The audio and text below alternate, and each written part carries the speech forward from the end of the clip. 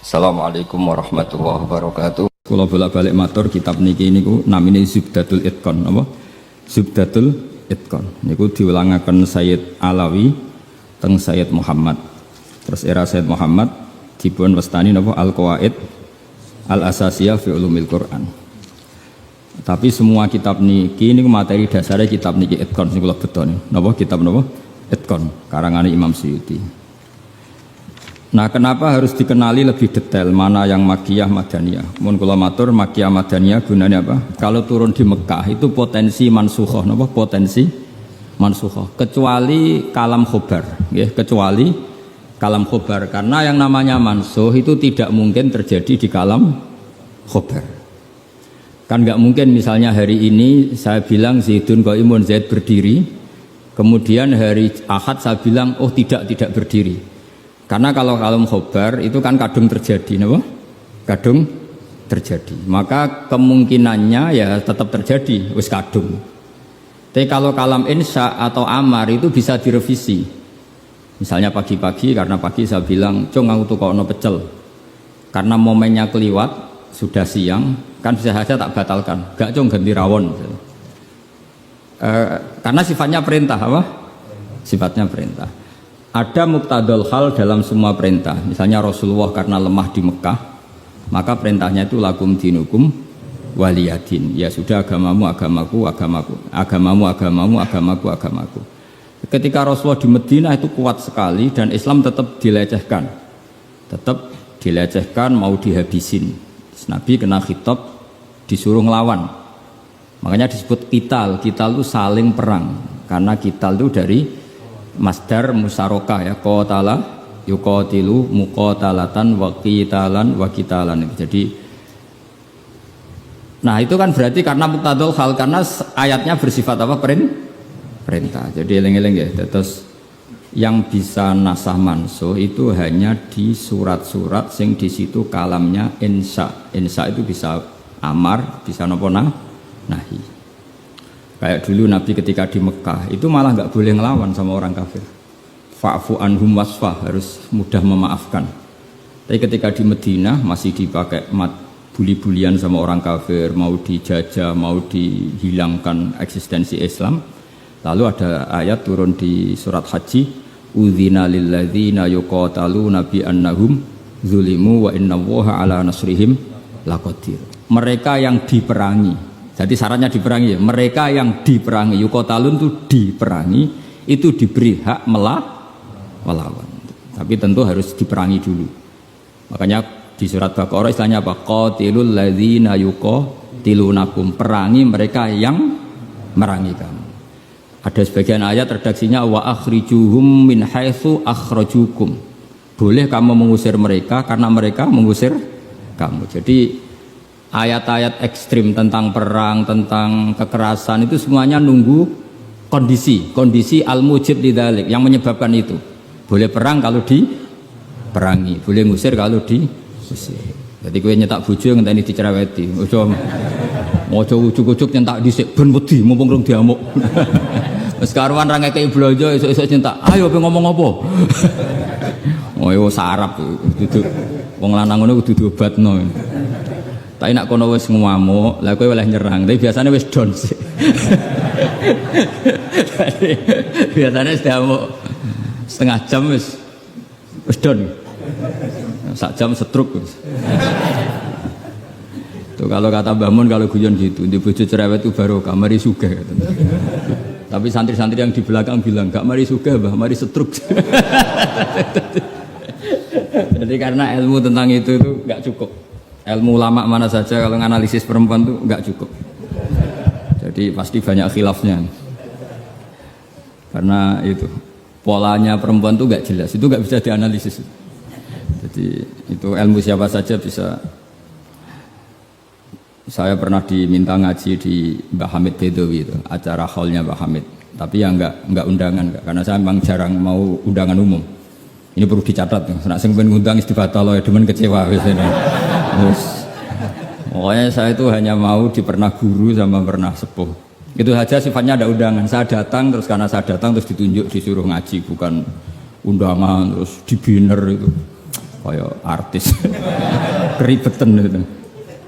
Ya kayak seperti ini aja, ngaji sudah ngaji. Perempuan itu satu-satunya makhluk pangeran sing tahu membantah Kanjeng Nabi. Kalau bolak-balik cerita, jadi di Quran ada ayat surat jadi surat Mujadilah, tapi umumnya orang baca apa? Mujadalah. Sebetulnya itu secara nuzulul ayat lebih pas dia namakan Mujadilatun apa? Karena Mujadilatun itu isim fa'il pengganti fi'il mudhari' yang di ayat qad sami Allah qaulallati tujadiluka. Dadi allati ing wong wedok tujadilu kang bantah sapa lati. Nah, pengganti fi'il mudhari' itu di nahwu itu isim fa'il karena zamannya sama. Fi'il mudhari' zamannya hal dan istiqbal, itu penggantinya hanya isim fa'il. Jadi kalau rajulun yadribu bisa diganti ad-daribu, paham ya? Rajulun yansuru boleh diganti nasirun. Berarti kalau hiya tadribu bisa diganti doribatun. Makanya kalau maknanya ya qad sami'a, teman-teman midanget sapa Allahu Allah qaulallati ing pengucapane wong wedok silelati tujadilu kang bantah sapa lati ka ing sira Muhammad fi zaujiha ing dalam babakan suamine lati. Watastaki lan nglaporno sapa wong wedok, nglaporno Kanjeng Nabi. Jadi Nabi seumur-umurnya itu hanya dilaporkan oleh perempuan. Nabi lho, ora trimo kiai Nabi itu dilaporno. Jenenge wong wedok menawa trimo bojo enteng. Wong Nabi wae dilaporno. Jenenge wong wedok Nabi wae dilapor. Dilapor ila wahi maring. Terus sempat terjadi debat. Makanya terusannya ayat wallahu yasma'u tahawurakum. Wallahu ta'ala yasma'u krungu sapa Allah. Tahawurakuma ing perdebatan sira loro. Itu perdebatane Nabi kalian perempuan itu. Muhawarah itu kalau dalam bahasa Arab itu perdebatan. Jadi muhadasa, muhawarah itu maknanya apa? Perdebatan. Makanya kalau orang latihan apa? Konversasi Inggris itu, conversation Inggris itu disebut apa? Muhawarah apa? Muhawarah. Muhawaratul lughat al-Injlisiyah, muhawaratul lughat al-Arabiyah. Itu debatnya itu wah luar biasa. Segamane Nabi kudu kalah wae muwara kekasih pangeran musom-som wedok. Jadi khaulah itu wahyu. Pokoke ceritane kudu wahyu, gak oleh cerita elek. Khaulah itu wahyu. Mbah Barkhat, mbah Barbiye mulai iku pas sujud. Sing lanang wong Arab. Wong Arab ku gak mangan mendoan, gak mangan tempe. Iso mbok bayangno. Wong Jawa ngono bojone suci tenang ae mangane mendoan. Ambek sego jagung. Dadi ra wong ayu ya biasa wae.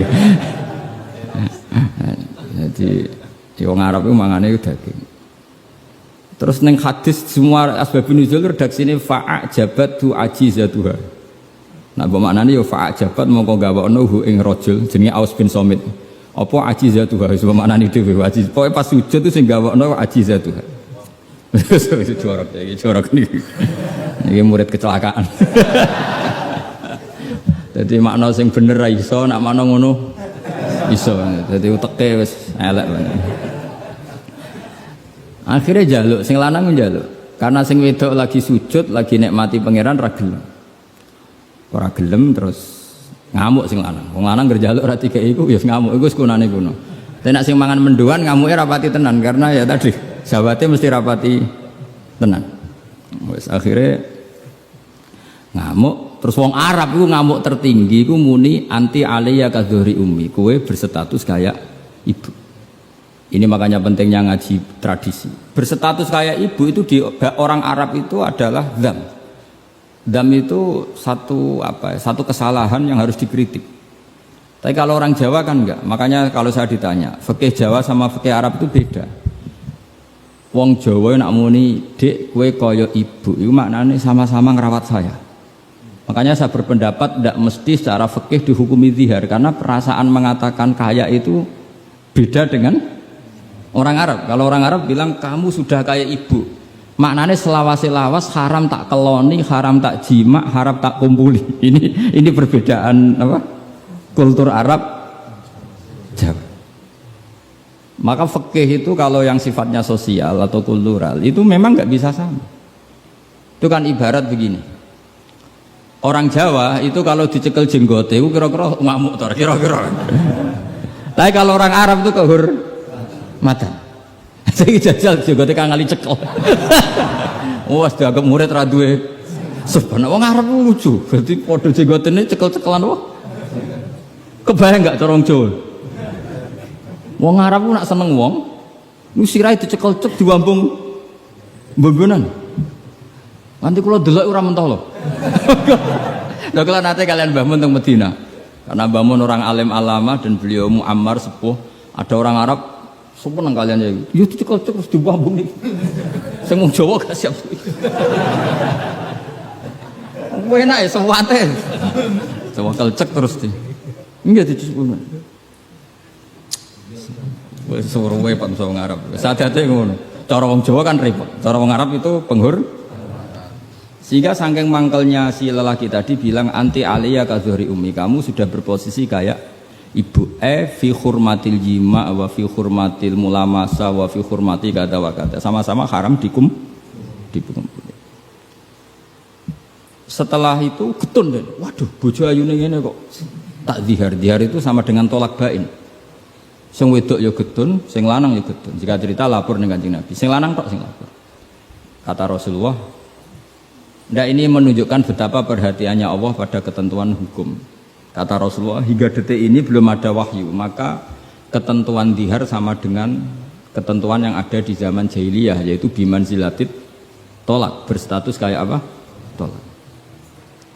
Ya sudah, jenis wong lanang kan nurut. Ngulang kata Rasulullah, zihar itu kayak tolak. Ya sudah, kita nggak boleh kumpul. Nerima sing lanang nerima. Sing wedok gak terima. Enggak. Aku dhewe sing matur Nabi. Puarani Kanjeng Nabi.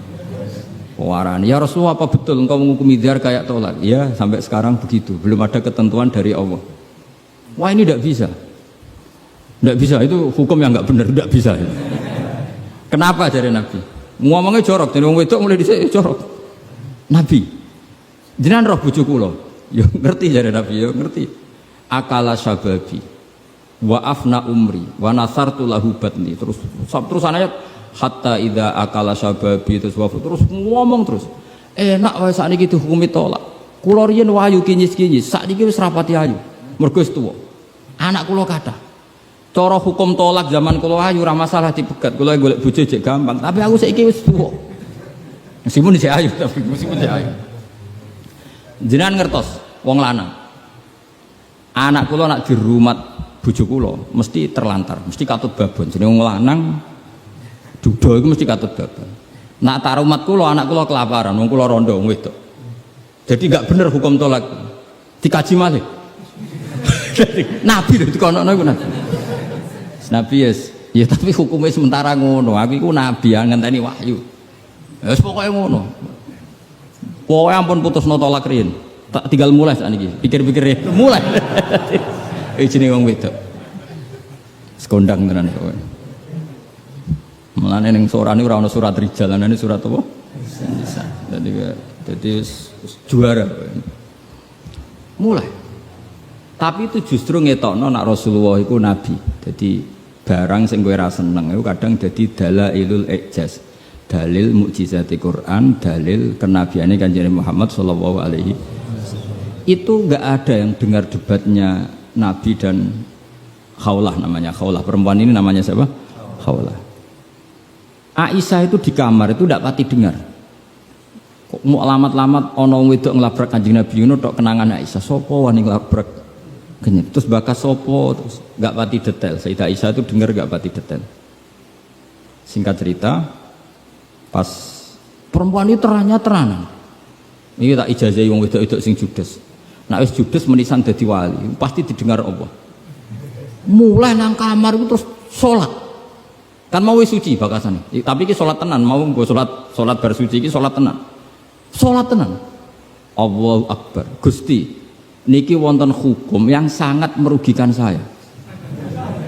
Tolong jenengan sebagai Tuhan, Nabi ini jenengan kandhani hukum niku. Hukum niku kan ngerubah. Piye? Pangeran. Iku apike watas taki ilang. Lah perempuan saiki nak judus mbek sing lanang gak barokah. Mergo kondo mboke kondo dulure. Lah iki sing ra bener. Dhisik ora, tapi watas taki ilang. Jadi gak lapor sopo-sopo, lapor pangeran. Ya Allah, hukum ini tidak fair, itu merugikan saya. Tulung nabi ini jenengan kandani, kayak wahyu terkini. Nak hukum itu tidak seperti itu. Bon Gusti, jenengan harus mendengar saya.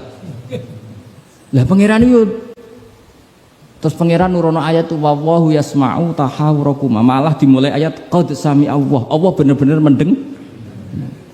Jadi wong wedok nek ngomel. Pangeran wae ngrespon. Pangeran wae ngrespon. Ijek dikai kot tu banget oleh ngrespon. Jadi ngomel anak kowe bojomu ngamuk iku mbok respon niru pangeran. Nah pangeran betah wong la tadurruhu maksiatun wala tanfa'uhu ta'at. Pangeran orang ngomel kan tenang wae, ora bakal kena madharate. Tapi nak kowe bertahan. Iso kena ompreng. Jadi kira usah niru pangeran karena ya beda kelas no. Akhirnya sujud tenani pangeran. Pas dekne sujud, Jibril teko ning Rasulullah. Dia di rumah, Rasulullah di dalam. Perempuan tadi di rumahnya. Qad sami Allah qala allati tujadiluka fi zawjiha wa tashtaki ila Allah wa yasma'u tahawurakum. Innallaha sami'un basir. Sak terus. Nangis cawe wedok mau ditimbali Kanjeng Nabi panggil perempuan itu. Apa yang dia munajatkan sama Allah diterima. Dan Allah meng-ACC keinginan dia bahwa zihar itu tidak seperti tolak. Tambah nangis cawe itu jenengan lu nabi tenan. Padahal kalau lapore ning kamar jenengan krungu. Mergo akhirnya itu sono ketentuan alladzina yuzahiruna minkum min nisaihim ma hunna ummahati. In ummahatuhum illallai waladina. Jadi akhirnya pangeran nganggo ilmu status. Mulane saiki umat ya sing statusan iki perkarane. Pangeran nganggo hukum napa? Status. Status itu begini, yang namanya ibu itu siapa? Ya definisi ibu adalah orang yang melahirkan kamu. Saya ulang lagi, yang namanya ibu itu siapa?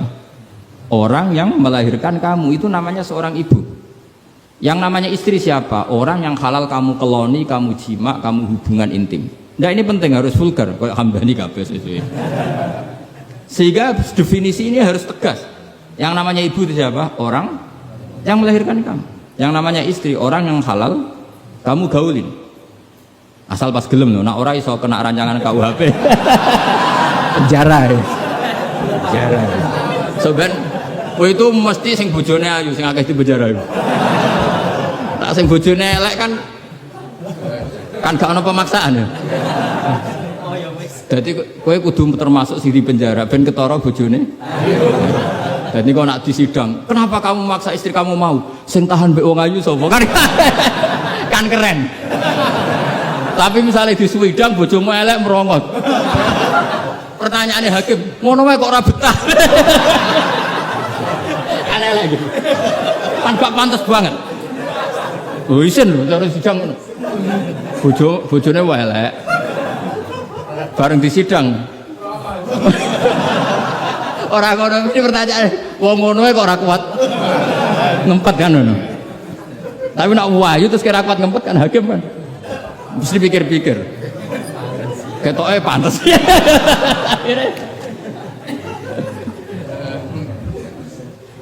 Tapi tak ulang lagi ya, ini fikih ya. Yang namanya apa? Ibu itu in ummahatuhum illallai waladina. Mulane kan aji Quran sing tahqiq. Yang namanya ibu ya orang yang melahirkan kamu. Yang namanya istri adalah orang yang boleh kamu hubungan intim. Sehingga status ibu tidak bisa diistrikan, status istri tidak bisa diibukan. Maka karena ini penstatusan yang salah, saya ulang lagi, ini penstatusan yang salah, maka nggak perlu punya efek.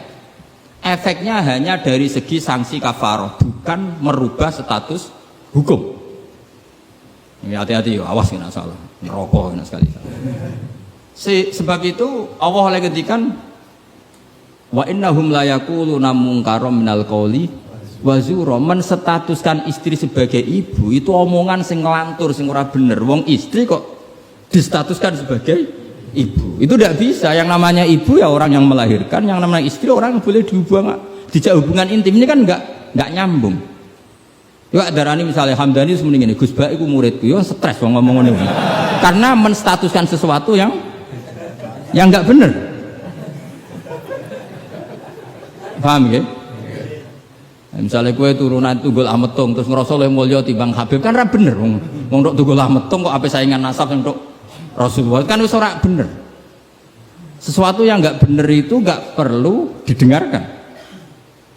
Maka hukumnya apa? Ya ibu tetap ibu, istri tetap istri.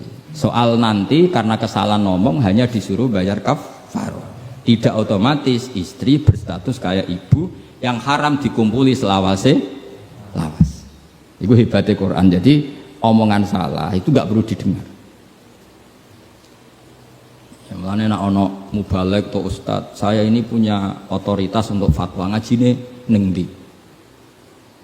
Wong sorope ra iso wae fatwa iku piye. Mondoke ku ning ndi? Zaman mondok ora tau munggah bareng dadi kiai kok mletene ra karuan. Ngono ku kudu ditakokno kanca sak kelase. Iku ngerpek ta ora terus nak ra mlete dibarno, tapi nak mlete kudu dielingno. Utawa golekno gurune. Oh, nak sekolah ngadeg terus ora tau. Karena Allah itu tidak ingin ya agama dibuat main-main. Agama itu jelas, aturan mainnya jelas. Jadi makanya in ummahatuhum illallai waladunahum. Yang namanya ibu ya perempuan yang melahirkan. Sehingga jelas, aturan mainnya jelas. Semenjak itu Nabi mencabut tradisi jahiliyah yang menstatuskan dihar sama dengan tolak. Paham ya? Jadi hidup itu harus jelas. Sama seperti Quran juga gitu. Quran itu sakral, nggak mungkin salah. Kalau ada salah, berarti salah penafsirnya, salah penerjemahnya. Quran tetap terbebas dari kesalahan itu semua. Karena Quran itu sakral. Misalnya orang ngomong kiamat itu berdasar hitungannya Quran, itu tahun 2012. Nyatanya gimana rasido kiamat. Sampai kulo sering tak SMS konco-konco kulo sing kiai. Gus ngenteni kiamat teng pundi? Terus nang kene lho nang omahku mek ngopi ya. Kiamat kok ngono sing wedi yo akeh perkarane apa napa? Kiamat 2000 berapa? 12. Nah, rencana aku ben sesuk. Wong ora melok gawe kiamat kok geger. Wong Rasulullah sing kekasih pangeran wae ndak dikasih tahu kapan. Israfil itu sing go trompet ngalor gitu. Kowe ora ngerti.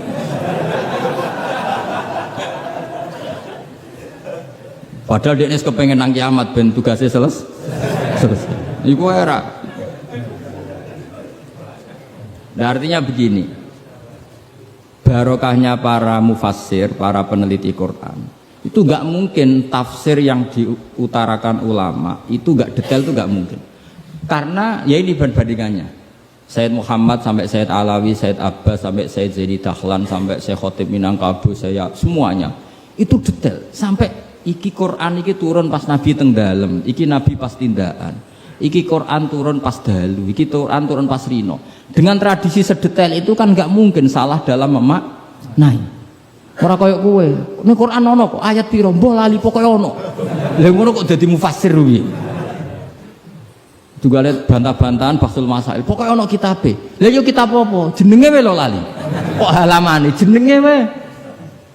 Padahal ulama dhisik ayat iki turun pas Nabi tindak, turunnya pas bengi, pas musim dingin, pas musim panas. Dengan pengetahuan sedetail itu kemungkinan salah itu kecil. Jadi sampai dibakas. Al-Khadori wasafari cara kowe kan gunane apa dibakas ning omah mbek wis ra bakat ngalim, teke wis elek. Sajane kan iso ditebak, misalnya ngene, kowe tukaran mbek bojo ge apaan? Setengah tahun songko kawin ini salamat, umur bulan madu kok wis tukaran. Tapi nak wis sering tukaran bojo sering jok piro bar 10 tahun normal itu. Sejak melarat 10 tahun wis bosen. Dadi pancen wis wayahe brontak. Kan orang kan bisa diukur ngamuke kapan. Misalnya aku bertukaran bojo Gus, lah kawin perang dino seminggu. Wah salamat. Al bidayah lahian nihaya wong kawitan umur bulan madu kok wis tukaran, tapi nak bar 10 tahun itu kesunatan cara kuat. Sing kuat tidak melarat 10 tahun itu. Nak kuat ya bojomu kelainan, wis kelainan. Jadi iso diukur, tunggal ngiyai semangat. Iku mesti ngiyai pertama setahun rong tahun. Nunggu wis suwi mesti wis biasa. Perkara wis bosen, semua keinginannya agak kesampaian. Pas latihan kiai kan bayangno masyarakat nurut kabeh, ngaji kabeh. Bareng puluhan tahun masyarakat tetap biasa-biasa wae. Sesuai kan style kendu. Jebule padha wae. Nek semangat pertama mesti semangat. Nah takon imam masjid itu semangatnya mau pirang bulan. Puan udah istiqomah jamaah, jebule reaksinya tetap soft awal kok. Tambah istiqomah tetap aja soft awal, malah kadang merotoli. Sesuai mesti mikir, tak rewangi ngene yo. Reaksi publik ya pancet, sesuai mengendorkan diri. Akhirnya gawe wakil. Ya wakil sesuai mulai dimami santri ya sesuai santai. Iku yang bener, mulai bener ya itu. Mereka tambah semangat mesti tambah kecewa, orang kok tambah. Makanya itu uniknya Quran, ketika Rasulullah terlalu semangat itu malah mbek pangeran didawi la'allaka baqiun nafsak. Muhammad kowe aja terlalu iku menggebu-gebu oleh dakwah. Mergo untuk iman ora iku urusanku, sementing kowe dakwah standar. Aja sampai baqiun nafsak rusak awakmu dhewe. Tapi nak kanggo kiai pemula enggak baik niru saya itu terlalu rileks. Kiai semula cek semangat ben duwe status mau. Nah, kalau kan statusnya saman lah. Semangat terus semangat terus mohon aman lah pokoknya. Jadi akhirnya pangeran sakit kanjeng Nabi karena terlalu apa? Tapi itu justru nunjukno Rasulullah betapa sangat mencintai umatnya. Beliau tersiksa kalau orang tidak dapat hidayah. Sampai la'allaka baqiun nafsak, sampai kata mufassir muhlikun nafsak. Nabi hampir tarodda anil jibal. Sampai pernah berencana cuek lah. Terus sampai Allah dikandani, sudahlah masalah hidayah itu saya. Laisa 'alaika hudahum walakinna wa yahdi may yasha. Sudahlah kamu ngaji saja, kamu dakwah saja, tapi tetap laisa 'alaika hudahum, itu tidak wilayah Anda untuk memberi hidayah. Kados kula ngene iki ngaji wae. Ada muni ngene, aku pengen ngaji ning Damaran terus sing tak ulang alim kabeh, demen setruk ben niat. Oh mesti kecewa. Ayo paling sing paham piro, ayo ngaco. Ayo ngaco tak tes. Tapi nak targetnya gak paham no, supaya ngaji, silaturahim, guyon bareng, bar mulai, bar nulis. Wah mesti rangarah kecewa. Mau takut uang ngaji Gus Pak ya ngaji. Dia keterangan wis pokoknya apik. Baleni ra iso iki lho rekamane.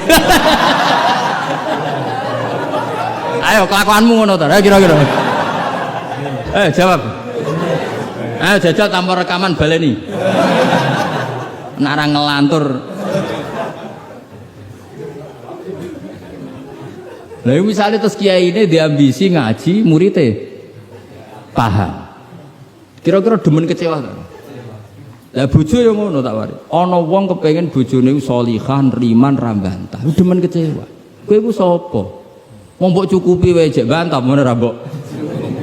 Pokoke ditarget bojo iku penting wedok nak salat madhep ngulon. Ya wis ngono. Iku mesti gak gampang kecewa. Lho kula es kiai, bojo kula yo ning. Ya aku narjetno bojo pokoke urip, salat, seneng. Berarti ra usah bayangno teko lunga disambut, terus digodhogno banyu nggo teh, mbok disiramno ya ora. Demen kecewa, apa? Demen kecewa. Pokoke anggar teko takoki, jek urip, Dik. Alhamdulillah bojoku isih urip. Misale kok minggat mulai, Mas aku semula nang wong tuaku. Melok kowe ya melarat atau melok wong tuaku. Alhamdulillah Dik ge cerdas. Tahu sing pantes dieloki. Dan cara hukum melok wong fakir iku kebodohan. Melok wong tua sing sugih itu kepintaran. Tanggapi secara ilmiah. Kok ngergoni wong lanang ujug-ujug mulai ndak ini kamu punya istri yang menghormati ilmu. Di mana-mana melok wong fakir ora enak. Melok wong tua sing sugih iku enak. Berarti bojo pinter ta goblok? Pinter. Jadi sing syukur. Alhamdulillah Dek kok pinter. Kowe genane melok aku fakir 5 tahun aku ya jagal. Wong kok gobloke ngono. Jadi kowe mulai iki. Lah misale ki dirafak. Wis Mas tak rafakno Mas, aku pegat Mas ngene-ngene. Ya ngomong ngono. Nak pancen kowe entuk sing luwih apik timbang aku. Ya piye meneh. Tapi iku kan barang sing ora mesti. Sing karuan mesti iku ya aku iki wis bojomu. Terangno. Mengejar barang ra mesti iku bahaya. Terangno. Tapi nak bojo menjawab ngene, fakirmu wis mesti. Sugihmu ke depan ora mesti. Nak adu al yakin la yuzalu bisak. Baru saiki malah ngaji usul fikih. Ngaji kaidah fikih al yakin la yuzalu bisa. Semalah debat. Tapi intinya gini ya, dari mengerti seperti ini, kemungkinan para mufassir salah dalam mengartikan Quran itu kecil. Karena hadori Nabi di dalam untuk wahyu itu roh niteni. Mulane Aisyah radhiyallahu anha iku ngerti banget Nabi nantok wahyu. Kenapa tahu? Ketika ayat Baroah terbebasnya beliau dari tuduhan apa? Zina dengan Sufyan Al-Mu'attal itu Nabi itu fiyaumin syatin di hari yang sangat dingin, musim dingin. Di Arab itu kalau musim dingin itu ada salju. Umumnya wong musim dingin kan mboten keringetan Kang Ali. Umumnya wong musim dingin mboten apa? Keringetan karena musim dingin. Iku Nabi kalau saking untuk wahyu, saking paniknya, saking beratnya wahyu itu wa innahu la yatafassadu araqon, kenangane Sayyidah Aisyah.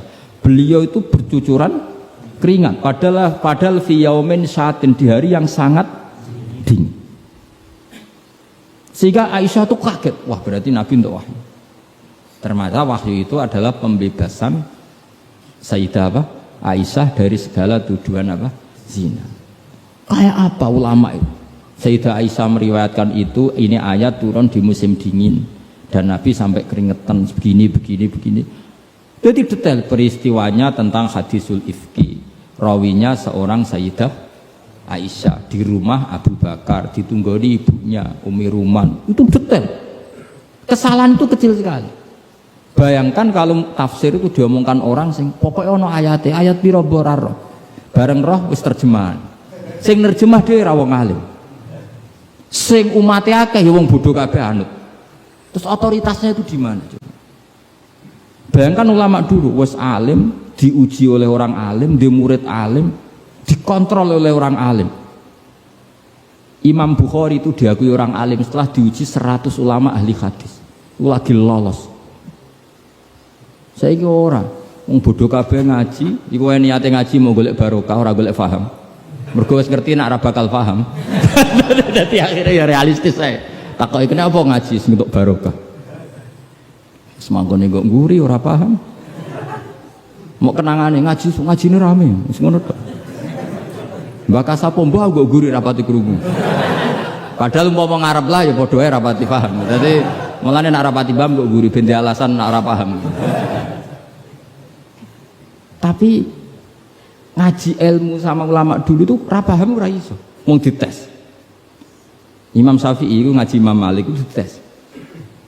Maca muwatta sik disinaoni sik lagi ngaji Imam Malik. Terus cek dites. Sufyan Ats-Tsauri nate ngetes Imam Syafi'i ngene. Cara kowe mesti gagal. Tes-tesane ngeten. Ada Sufyan Ats-Tsauri, ada Sufyan bin Uyainah. Ini ulama-ulama seniornya Imam Syafi'i. Ya Syafi'i nak nyeluk ya jangkar karena lebih senior. Ma maknal hadis la tuharrikut tayra atau atiron la tuharriku at-tayra min wakanatiha. Sebagian riwayat min makinnatiha. Manuk iku aja mbok obahno sangka kurungane. Ya, manuk itu jangan gerakkan. Jadi sangkar burung itu jangan kamu gerakkan saat ada burungnya. Tapi posisi pintu terbuka. Karena Imam Syafi'i itu orang alim. Dites, oh maknanya begini. Orang Arab itu kalau mau pergi itu tayamun maupun tasya'um. Jadi kalau burung di obano kurungane kok terbang ke kanan, maka perginya mubarak baik. Tapi kalau digerakkan burungnya terbang ke kiri, maka pergi ini buruk. Nabi melarang itu. Nabi melarang umat Islam punya penyakit tatoyur. Tatoyur itu apa? Menggantungkan nasib dengan toirun burung. Makanya di surat Yasin apa? Innama toirukum ma'akum. Jadi apa? Paham lagi ya? Jadi orang Arab itu apa? Corong Jawa itu apa? Adu nasib, mengundi nasib. Kalau orang Arab pakainya apa? Burung. Nah, orang Jawa kan cecek. Misalnya cecek ceblok. Wah, alamat elek ra sida lunga. Padahal sing mesti kan ceceke hati-hati, ku mesti nganti. Tapi wong Jawa nafsire kan cecek ceblok, itu berarti celaka ya. Sing celaka ceceke ta wong sing ngapi lunga.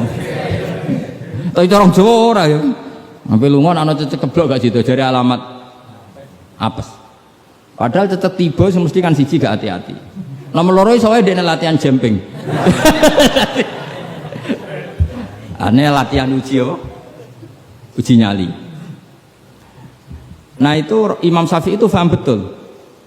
Adatul Arab itu kalau mau pergi itu menggerakkan sangkar burung yang ada burungnya, kemudian kalau terbang kanan alamat baik, kalau kiri alamat buruk. Lah Rasulullah itu melarang itu, makanya terus ngendikan la tuharrikut tayra min makin nadiha.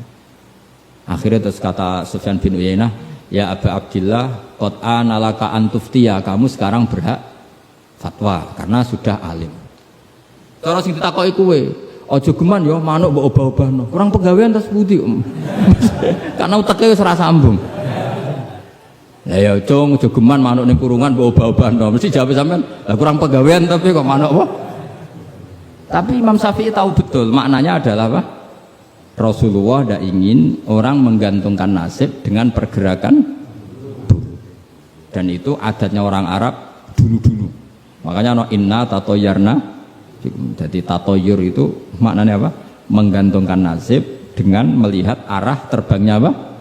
Burung. Mulane diarani toir. Toir itu dari kata toirun, apa? Burung yang terbang. Terus nanya. Jadi kalau sampean tanya kenapa ini dipelajari Khadori, Safari, Laili, Nahari, Saifi, Sitai, dengan otoritas seperti itu maka kemungkinan ulama salah itu kecil karena detail. Jadi misalnya gini, Rasulullah itu suka dahar daging. Ya sudah, kita tafsirkan hanya ada momen di mana Rasulullah itu suka dahar daging. Rasulullah itu sering lapar, ya maksudnya ada momen yang Nabi itu milih lapar. Rasulullah itu suka dahar, ya ada momen yang Nabi itu suka dahar. Tanpa itu nanti makna hadis itu kacau semua. Apa? Kacau semua. Karena makna hadis itu otoritasnya itu terserah kita. Maksudnya terserah kita gimana? Misalnya begini, awas rungokno, awas sekali salah setengah kafir. Mesti kafir swasta, bukan kafir tenan. Nggak, coba misalnya begini, enggak ini saya bedai. Wes akang alillah alhamdulillah. Ittaqu waha, ke nama anak ini coba, ndak jawab saja. Ittaqu wedya sira kabeh. Takutlah sama Allah. Dengan cara apa coba? Wah, aku mbek Allah wedi terus kabeh melayu menghindari Allah.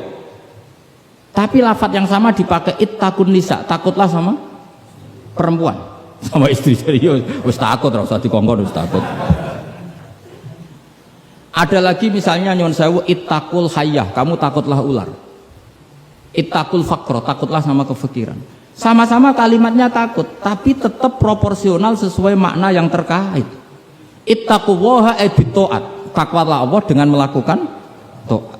Justru takwa kepada Allah itu kita harus menuju Allah. Ya saya ulang lagi ya. Takwa kepada Allah itu justru harus menuju Allah. Sehingga monggo mriki, tafadhol mriki. Mboten niki sami. Ini saudara antum ini. Ya saya ulang lagi ya. Lafaz itu akan proporsional sesuai konteksnya. Dan ini para pendengar harus tahu. Misalnya saya ulang lagi ya. Ittaqullaha, takutlah kepada Allah. Apa artinya kita menghindari Allah? Kalau kamu takut ular, takut perempuan cantik, kena fitnahnya harus menghindar. Kalau takut Allah, kalau menghindarkan malah salah. Makanya di Quran ada ayat gimana? Wa dzannu alla malja'a minallahi illa ilaih. Ada 3 sahabat yang melakukan kesalahan, yaitu takhalluf anil jihad. Beliau terlambat mengikuti perang Tabuk. Singkat cerita dineng Kanjeng Nabi sampai 50 hari. Semua sahabat diperintahkan Nabi jangan omongi dia. Hijrah dineng. Sehingga ketika dineng itu mereka sudah selesai hidupnya. Ini disebut wa alas salasatil ladzina khulifu hatta idza daqat alaihimul ardu bima rahubat wa dhannu, saat terusnya itu sampai wa dhannu alla malja'a minallah illa ilaih. Ketika dineng Nabi, dineng sahabat, wah entek uripku. Bareng ngrasa entek uripe terus beliau iktikaf di masjid, bahkan menyancangkan diri, mengikatkan diri di tiang masjid, dan dia berjanji semua hartanya diamalkan, semua hidupnya diibadahkan, dan dia mengira sudahlah saya tidak bisa lari dari Allah kecuali menuju Allah itu sendiri. Jadi unik kan, takut Allah itu artinya apa? Justru harus mendekat. Kamu takut kiai, semua kiai kita hormati, kita hormat sama Mbak Arwani, Mbah Mun, hormat sama Mbah Hasyim Asy'ari. Tapi hormat kita, takut kita malah kalau ada kiai ngaji kita mendekat. Tapi kalau takut ular kubra, harus lari. Nah, sama-sama kalimatnya takut. Nah, bayangkan kalau makna di Quran seperti ini tidak oleh ahlinya, betapa salahnya. Sama-sama kalimatnya takut. Nah, tapi dengan banyak pengetahuan yang musalsal ila Rasulillah sallallahu alaihi wasallam, kita tahu proporsi ittaqun nisa kayak apa, ittaqullah kayak apa, ittaqul hayah kayak apa. Cinta juga gitu, cinta kepada Allah kayak apa, cinta kepada Rasul kayak apa, cinta kepada perempuan kayak apa, cinta pada teman kayak apa. Semuanya redaksinya juga hub, mahabbah. Tapi orang akan proporsional. Makanya ulama itu kalau ngendikan lafaz yang sama itu ditafsiri beda-beda. Misalnya gini, yang paling terkenal, nak kira atau krungu ya kebangetan. Inna Allaha wa malaikatahu yusholluna 'alan nabi. Was-sholat minallah ar-rahmah wa minal malaikah istighfar wa minal adami tadarruun wa du'aun. Coba, Allah itu kan di atas Rasulullah Muhammad. Apapun hebatnya kanjeng Nabi kan di bawah Allah. Berarti Allah di atas kanjeng Nabi. Maka ketika ada ayat gini, Inna Allaha saat temen Allah Ta'ala yusolli misalnya, maca sholawat sapa Allah. Mosok macane sholawat Allah muni ngene, Allahumma sholli ala Muhammad. Lho Allah dhewe kok muni Allahumma terus piye kan gitu. Paham ya? Tentu redaksinya Allah ya usolli ala Muhammad, saya menambahkan rahmat kepada, ya langsung jadi usolli ala Muhammad azidu alaihi rahmatan, saya menambahkan dia tak kasih rahmat. Wa minal malaikati istighfarun, ketika seorang malaikat disebut membaca sholawat kepada Nabi, artinya malaikat memohon kepada Allah supaya menambahkan sholawat atau istighfar. Nah kita ini kan wong sombong. Kita semua ini nak wong sombong, nak ndongakno kanjeng Nabi, wong kowe dhewe nasib ora jelas kok ndongakno wong sing jelas. Ya demen diguyu malaikat.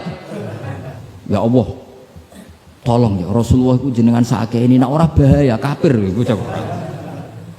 Maka ketika kita baca sholawat kepada Nabi itu bentuk tadarruk kita, bentuk DPDP kita. Ya Allah, jasanya Nabi yang begitu banyak, saya tidak mungkin membalasnya. Sehingga urusan balas membalas budinya saya pasrahkan jenengan. Sehingga sholawat dari kita itu pengganti doa jazallahu anna Muhammadan bima huwa ahlu. Balaslah ya Allah Rasulullah Muhammad dengan status yang beliau miliki. Karena kita ini utang jasa tapi tidak berkutik mau balas pakai ya. Sehingga sama-sama sholat. Minallah maknanya pemberian, dari malaikat maknanya istighfar, dari kita maknanya tadarruk. Semuanya katanya sholat. Jadi makna itu pasti ada proporsinya. Ada apa? Proporsi. Dan itu lama tahu. Sehingga kemungkinan salah itu kecil karena dari awal dianalisis tadi ada ayat Khaduriyah, Safariyah, Lailiyah, Nahariyah. Sehingga detail. Nah, barokahnya ngaji ini kamu kemungkinan mufassir ulama dulu salah itu kecil sekali karena tadi terhitung. Bahkan per kalimat itu terhitung. Sampai ada guyonan ulama, kalau kamu ingin tes doktor tafsir, itu ada satu kata, sak kalimat, ora sak kalam, sak kalimat yang diturunkan Quran.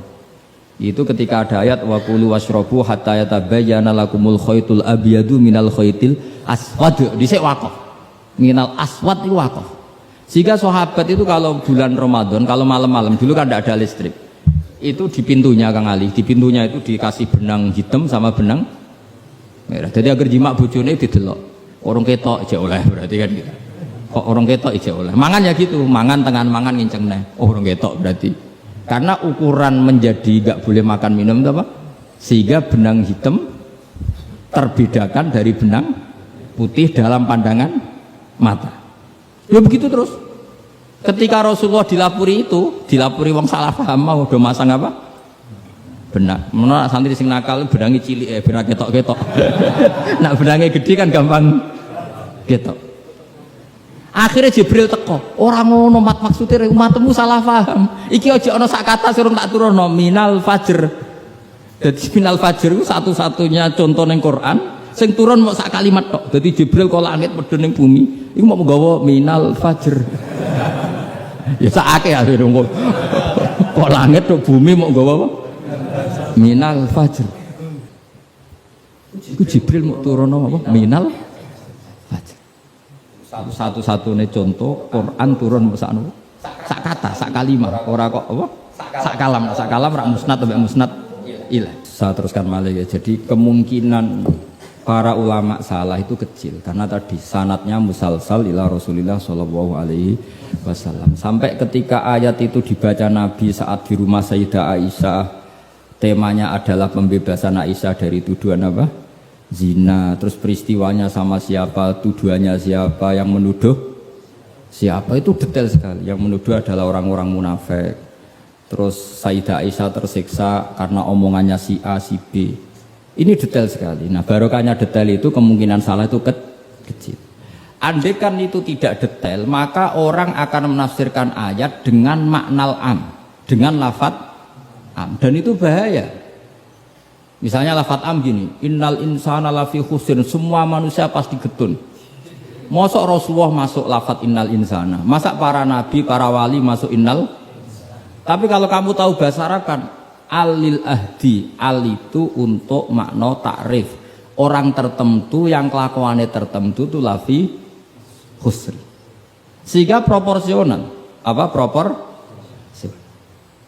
makanya ketika ada ayat misalnya gini, wa anni faddaltukum alal alamin, Bani Israel didawi pangeran, saya memuliakan kamu di atas seluruh penduduk dunia. Semua mufassir mengatakan karena umatnya Rasulullah adalah umat terbaik, kuntum khaira ummatin. Tapi kenapa Bani Israel dikhitopi wa anni faddaltukum? Oh begini, ala alami zamanihim apa? Ala alami zamanihim. Bani Israel adalah penduduk terbaik di eranya atau di masanya. Kenapa begitu? Karena ada al. Apa? Ada seperti begini ya. Mbak Arwani itu yang terbaik di eranya. Tentu beliau kan nggak akan merasa lebih baik ketimbang Mbah Munawir karena gurunya. Mbah Mun terbaik di eranya tentu dibanding kita-kita. Kalau dibanding Mbah Zubair sama Said Abdul Al-Haddad terbaik. Tapi kan nggak mungkin beliau kerso dibandingkan sama Faqih Muqaddam, sama Habib Ahmad bin Isa Al-Muhajir. Semua ini orang-orang terbaik tentu kita tafsiri di eranya karena mesti beliau-beliau punya senior. Paham jelas ya? Sama lah. Ketika wa anni faddaltukum alal alamin, Bani Israel dikhitopi gitu, alami zamanihim, bahwa Bani Israel lebih utama hanya dibanding apa? Orang di eranya. Tidak mungkin mengalahkan umat Rasulullah Shallallahu Alaihi Wasallam karena umatnya Nabi kena status kuntum khaira ummati. Ya jelas ya. Jadi, nah, siapa yang tahu proporsional ini? Lagi-lagi ulama. Jadi ini penting, ulama ini penting. Sama ketika Rasulullah itu nyuwun sewu ya mau berteman orang-orang kafir. Itu ulama yang tahu bertemannya apa. Karena Rasulullah tidak punya hadun nafsi, bertemannya adalah tatmi anil Islam, supaya menyenangkan mereka masuk Islam. Tolaban di imanihim wa toma'an di imanihim. Tapi nak sing akrab sampean, oh paling untuk servis ya. Gak butuh Islami, butuh duit. Kan nanti terserah. Sama-sama zahir itu mau berteman, tapi kan beda orang soleh sama ndak. Aku bolak-balik nyontono gampang kasus wong wedok. Ana wong soleh ngekeki dhuwit rondo ayu. Wis pikirane nulung. Tapi nak wong dolim ngekeki dhuwit mesti pesen, mbok pesen apa ora ora. Jadi sama, perilakunya sama-sama memberi. Tapi orang soleh sama orang fasik selalu beda. Makanya Allah nak ngendikan itu sederhana dan ini sangat sederhana tapi sangat dalam. Qul hal yastawil ladzina ya'lamuna wal ladzina la ya'lamun. Afaman kana mu'minan kaman kana fasiko. Sama. Lho coba kiai sama orang fasik ya ramah ya lomo. Enak menawa gelem dadi apik. Antar wong fasik ya sayang ya lomo ben kena dadi anak buah ben gelem ngedaro narkoba. Lomane padha, pemberiannya sama. Sing kiai memberi ben orang ini jadi baik, sing bandar narkoba memberi ben gelem dadi anak buah. Memberinya sama. Perhatiannya yang beda apa? Niatnya, karena tidak akan sama afamangkana mu'minang kamangkana fasiko. Lah saya ingin Quran itu dibaca seperti ini sehingga kualitas maknanya terjaga. Karena bawa kaya kowe terus diterjemah, apakah orang mukmin sama dengan orang fasik? Jawab tidak. Itu bangunnya apa ujian masuk madrasah aliyah. bocah ora karu-karuan paham gitu. Jadi sing detail ya ngaji Quran sing detail. Jadi afamang kana mu'minan kamang kana fasik. Makanya Rasulullah nanti ngendikan dan hadis ini saya pegang betul. Jangan geman salah paham sama orang soleh yang alim karena motifnya pasti kebenar meskipun dohiri salah. Terus Nabi ceritakan habrun min ahbari Bani Israel, dulu itu ada orang alim dari Bani Israel. Itu orang soleh sekali, alim sekali. Tapi ketika beliau sedekah itu dikasihkan sama maling. Fatahat dasan nas, orang geger, orang alim sedekah mbek maling, kemana? Kang Ali santri radikai malah maling. Kontroversi belum selesai, hari kedua dikekno lonte, dikekno wong nakal. Geger meneh. Ini orang alim kok malah ngamal ning lonte. Geger. Geger belum selesai, hari ketiga dikekno wong sugih. Jadi 3 hari itu keliru terus. Tapi beliau orang alim, orang ini dipuji Nabi. Kata beliau begini, wong nganti dadi lonte wak kepen golek duit. Jadi wingi ku tak kei, nduk kowe wak dadi lonte golek duit iki tak kei tapi ora usah dadi lonte. Fala allaha antas ta'ifa, saya memberi itu supaya dia enggak jadi nakal. Beda enggak ambek wong fasik sing ngekei duit. Ayo beda ta ora? Terus yo pesan cerita. Terus copet itu dikasih, ditanya, kenapa kamu ngasih copet? Lah ya copet nganti nyopet golek duit, cung ora usah nyopet ya dina iki tak kei. Biasanya sedina untuk piro cung misalnya? Ya 500.000 wis kei 500.000 ora usah nyopet. Artinya apa? Sama-sama bentuknya itu ngasih, tapi motivasinya B. Sing paling sinis terakhir, wong sugih dikai. Wong sugih ya bingung, mbah ya iku sugih mbok kei dhuwit. Lah nganti kowe medhit, iku ora saking senenge dhuwit tak tambahi. Akhirnya isen sugih. Makanya masyhur itu. Jadi artinya gini loh, wong alim ora iso dipadakno wong. Makanya ketika Rasulullah SAW berteman dengan Nasara Najran, sampai Nasara Najran sowan ke Nabi konsultasi tentang agama, terus bagian riwayat Nabi menghormati mereka, itu beda dengan kita. Kita seperti itu nggak boleh niru-niru amat karena konteksnya beda. Kekuatan kita, iman kita dengan Nabi itu beda. Tapi tetap ini menjadi hukum. Siapapun boleh menganalisis sesuai fahamnya masing-masing. Tapi tetap beda. Saya ulang lagi, tetap beda. Karena tadi, misalnya ada orang alim, soleh, terus senengannya mulang rodo-rodo ayu. Ya kita harus husnudon. Paling banter, songko bodoh jadi pinter. Songko nakal jadi solihah. Songko kedonyan jadi eling akhirat. Ya motif utamanya seperti itu. Senajan kok akhirnya kecoba hamdari terus orang diwayo. Ya tetap halal kan diwayo. Tapi kan motivasi utamanya itu bahwa para janda ini harus lebih baik. Makanya nenggone dibak nih manakib, nenggone dibak berjanji wayamsi ma'al armalati. Di antara sifatnya Nabi itu mau mengajarkan beberapa janda. Karena mereka kasihan.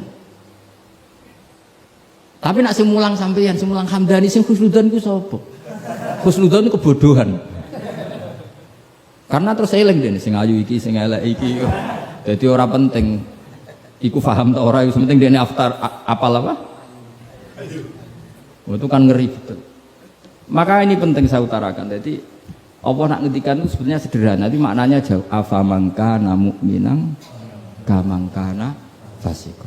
Saya itu merasakan, saya kemarin 7 hari di Korea. Itu 2006 banyak santri Korea ngaji saya yang pas perainan. Kenapa saya yang diundang? Sebenarnya saya itu gak diundang.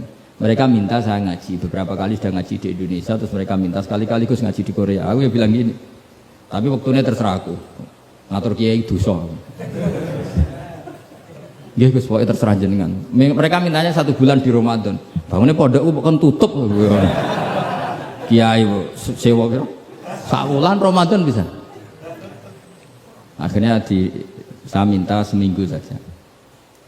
Uniknya pas setelah saya di Korea.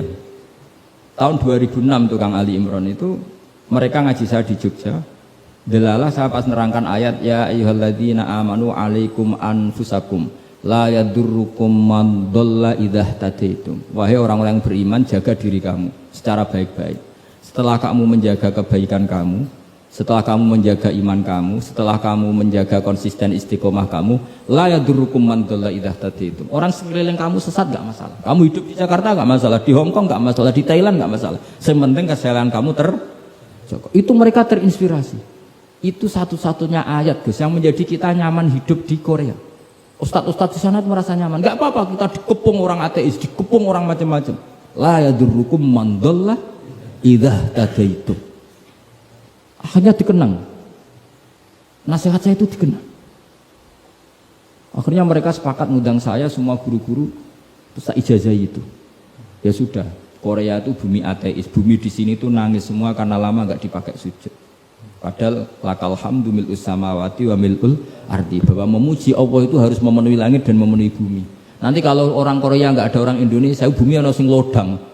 Jadi didelok malaikat kok dhuwur, ini kok lodang karena nggak ada yang sujud. Tapi baru kayak dikepung TKI 49.000 dan itu separuh lebih sholat. Sholatnya keren pisan, kadang ning Thailand, kadang ning gone. Karena kalau pas kerja itu waktu sholat disamakan waktu jeda 5 menit ke kamar mandi. Jadi rata-rata sholatnya itu pas di kamar mandi. Lucunya kalau mereka sedang baik nawani gini, apa tak belikan patung juga? Karena pernah ada orang TKI sholat itu dincengin ngisor. Mereka aneh, ada sembahyang kok tanpa patung. Karena tahunya mereka ya namanya sembahyang pakai patung. Jadi betapa mereka nggak kenal sekali sama Islam. Dan itu pertama kenal barokahnya orang-orang Indonesia. 49.000. Nah sekarang udah bikin masjid, udah apa, terus ada yang ngontrak masjid. Jadi masjid itu unik. Kadang lantai 1 gereja, lantai 2 bar, lantai 3 masjid. Jadi saya pernah ngaji bab itu mau ke masjid ngelewati gereja dulu. Jadi masjid gambarnya salib. Karena yang di bawah itu gereja. Lewat situ. Lantai 2 bar. Bar itu lantai 3 masjid. Kadang balikannya masjid dulu bar. Jadi ya nguji iman betul. Teman saya ada yang cerita, saya pernah Gus mau ke masjid, lantai 2 bar sudah masuk setengah. Ke masjid apa di sini aja ya?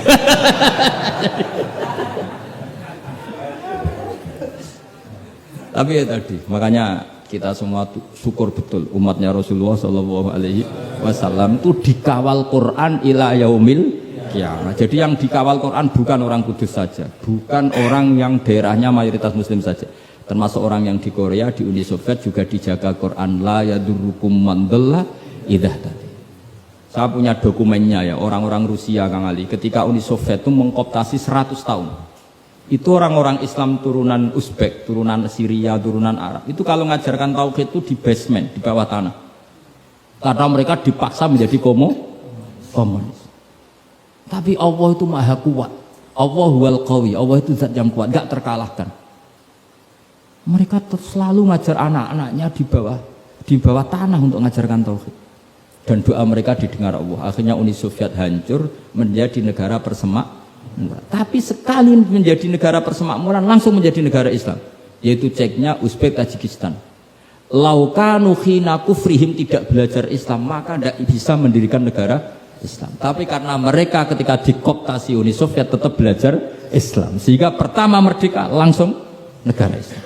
Andai kan mereka sudah meninggalkan Islam secara pelajaran maka tidak bisa mendirikan negara Islam. Tapi mereka ketika dikooptasi tetap belajar Islam meskipun sembunyi. Sebenarnya itu jenenge la yadurrukum man dhalla idza tadaitum. Jadi orang sekeliling kamu sesat gak masalah, asal komitmen kamu sendiri tercerahkan atau mendapat hidayah. Dan saya itu ingin ya Quran seperti ini tuh mancep neng umat Rasulullah Shallallahu Alaihi Wasallam. Jadi eling-eling ya ayyuhalladzina amanu alaikum anfusakum la yadurrukum man dhalla idza tadaitum. Jadi kamu tidak usah takut zaman. Kayak apa Jakarta? Jakarta kata orang banyak kota maksiat gini-gini. Itu tidak benar. Banyak orang-orang alim. Siapa yang nggak ngerti Habib Mundir di era modern? Sampai Majelis Rasulullah besarnya juga di Jakarta. Siapa yang nggak ngerti keluarga Kuitang?